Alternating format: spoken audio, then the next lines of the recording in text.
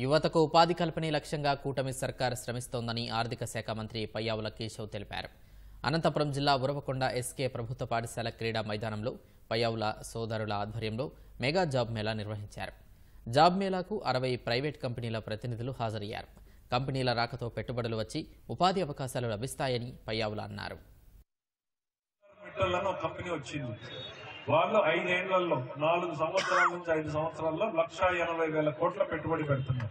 పడిపోయినటువంటి రాష్ట్రాన్ని, చెడిపోయినటువంటి రాష్ట్రాన్ని నిలబెట్టే వరకు పోరాడాలని చంద్రబాబు నాయుడు గారు పోరాడుతున్నారు. దాని వెనకాల ఏం నిలబడాలి? చంద్రబాబు మీద నమ్మకంతో ఈ రోజు రాష్ట్రం నడుస్తూ ఉంది.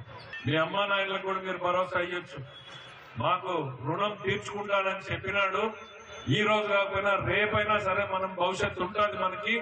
నేను మిమ్మల్ని కోరేది ఒకటి, మీలో కావాల్సింది ఏంటి? కసి కావాలి, ఉద్యోగాలు సంపాదించుకోవాలా. Wish you all the best. మీరందరూ సక్సెస్ఫుల్ కావాలని కోరుకుంటున్నాను.